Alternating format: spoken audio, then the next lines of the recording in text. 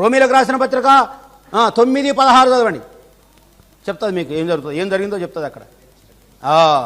ఆయన నెరవేర్చుటకు వచ్చాడు, రిక్తహస్తుడై వెళ్ళిపోయాను, ఏం లేదు, వచ్చిండి వెళ్ళిపోయాడు, చాప్టర్ క్లోజ్ అయిందిరా అన్నాడు. రాజకీయం, బైబిల్ నిండా రాజకీయాలే ఉంటాయి.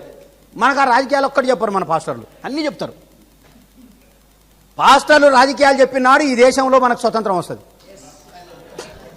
నేను పాస్టర్లు అందరూ రిక్వెస్ట్ చేస్తున్నా, నమస్కారం పెట్టి చెప్తున్నా, రాజకీయాలు చెప్పండి. మా వాళ్ళకు అంత నాలెడ్జ్ ఉంది.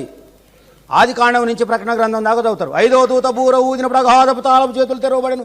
వాళ్ళకంటే ఎక్కువ ఫాస్ట్గా చదువుతారు మా వాళ్ళు. ఇప్పుడు కౌసల్య సుప్రజ రామ పూర్వ సంధ్యా ప్రవర్తతే ఉత్తిష్ట నరశార్ధూల కర్తవ్యం దైవమాహినికం ఉత్తిష్టోత్తిష్ట ఉత్తిష్ట గరుడ ధ్వజ ఉత్తిష్ట కమలా కాంత త్రైలోక్యం మంగళం కురు మాతా సమస్త జగతాం మధుకైట భారే వక్షో విహారిని మనోహర దివ్యమోహర్తే శ్రీస్వామిని శ్రితజన ప్రియదానశీలే శేషాద్రి శేఖర విభో తవ సుప్రభాతం అరవిందలోచనే భవతు ప్రసన్న ముఖచంద్రమండలే విధిశేంకరేంద్ర వనితాభిరర్చితే వృషశైలనాథ దైతే దయానిధే అత్రియాది ఋషయా సమో. రావా? మీకంటే ఎక్కువ భాషలో చదువుతాం రా బాబు మేము. ఇది ఎట్లా చదువుతాం, బైబిల్ కూడా ఎట్లా చదువుతాం. మత్తయి సువార్త 5వ అధ్యాయం అనగా నెమ్మడి తీసుకునే ఉంటాడు మావాడు. ఎక్కువసేపు టైం పట్టదు మాకు, 1 నిమిషం, సెకండ్ల మీద తీసేస్తాడు. ఏడ్చువారు ధన్యులు వారు ఓదార్చబడదురు, సాత్వికులు ధన్యులు వారు భూమిని స్వతంత్రించుకుందరు. ఫాస్ట్ చేస్తాం మేము. మాకు తెలియదు ఒక్కటి రాజకీయం, మాకు తెలియని రాజకీయాలు నేర్పండి మా వాళ్ళకు దయచేసి. అప్పుడు తెలుస్తుంది మీ ఆట ఏందో తెలుస్తుంది. బైబిల్ జోలికి ఎట్టొస్తారో, చర్చి జోలికి ఎట్టొస్తారో, ఎట్ట మీరు మా మీద దాడులు చేస్తారో అప్పుడు తెలుస్తుంది, రాజకీయాలు తెలుస్తాయి. కాబట్టి నేనైతే బైబిల్ని రాజకీయం అని అనుకుంటా. అంటే ఎవరి కన్ను అంది, నేను చదివే కన్ను నాది. నేను అటు చదివితే నాకు అట్లే అర్థమై కూడా పోతుంటుంది. అది ఇక బాగా భక్తిలో ఉండి చదివితే భక్తి కూడా అర్థమవుతుంది. ఎదిరించుడు ఏంటంటే యేసుక్రీస్తు ఎదిరిస్తాను. చర్ణకోల తీసుకొని నా తండ్రి దేవాలయమును దొంగల గుహగా మార్చితిరి, వేసుకోరా అన్నాడు. చర్ణకోల తీసుకొని కొట్టుడు కొడితే ఒక్కడు లేడు గుహలో. అవసరమైనప్పుడు కొట్టాలి అని చెప్పిండు, అంతే.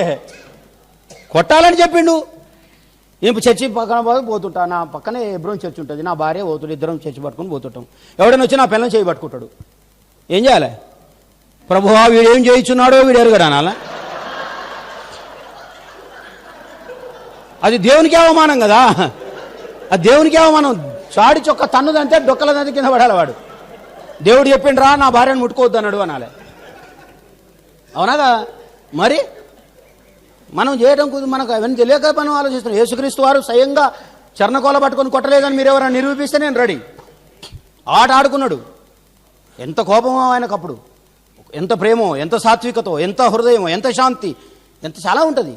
అదే సందర్భంలో ఎప్పుడు ఎలా రెస్పాండ్ అవ్వాలో బాగా. అందుకే చెప్పాను, యేసుక్రీస్తుకున్నన్ని లక్షణాలు, రాజకీయ లక్షణాలు, నాయకత్వ లక్షణాలు ఇంకొకరికి ఉంటే అసలు మనం చాలా బాగా ఎదుగుతాం. అర్థమవుతుంది మనకి, యేసుక్రీస్తు గారిని బాగా అధ్యయనం చేస్తాం, వెళ్ళిపోతాం, మన చేతుల్లోకి అధికారం వచ్చేస్తుంది.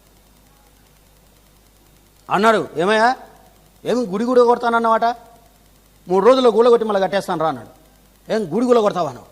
ఎట్ట గూల కొడతావు నువ్వు? అరే బాబు నువ్వు రాజ్యం చేస్తానంటున్నావాట, పాలన చేస్తాను. మీ రాజ్యం వేరు నా రాజ్యం వేరు రా అన్నాడు. దీన్ని ఏమంటారు? దీని పాలిటిక్స్ అన్నారా? మీ రాజ్యం వేరు నా రాజ్యం వేరురా బాబు, మీరు అనుకోకండి మీది వేరే పో అన్నాడు. అయ్యా మరి పైసలు ఇవ్వాలన్నా వద్దా, శిస్తు కట్టాలన్నా వద్దా, ట్యాక్స్ పే చేయాలన్నా వద్దా అన్నాడు. దేవుంది దేవునికే, కైసర్దు కైసరికే అన్నాడు. యేసుక్రీస్తుని చూసి నేర్చుకోండి, పాలిటిక్స్ నేర్చుకోండి. చాలా గొప్ప పొలిటీషియన్ ఆయన, నాకు తెలిసి అయితే. మొత్తం యూదా సామ్రాజ్యాన్ని గడగడగడలాడించాడు ఒక్క వ్యక్తి. రోమా సామ్రాజ్యం వణికిపోయింది ఆయనతో. ఆఖరికి పిలాతు భయపడి వాడికి ముచ్చెమటలు పట్టినాయి, చేతులు కట్టుకొని ఈ పాపంలో నాకు ఎలాంటి సంబంధం లేదు అన్నాడు. What a beautifulness of Jesus Christ. అసలు అర్థమే చేసుకోక కదా మనం, అక్కడ అర్థం చేసుకోవాలి. కానీ పొద్దు సమానం కానుకల గురించి మాట్లాడేది ఎక్కడిది పంచాది. కట్ చేద్దాం మిత్రులారా.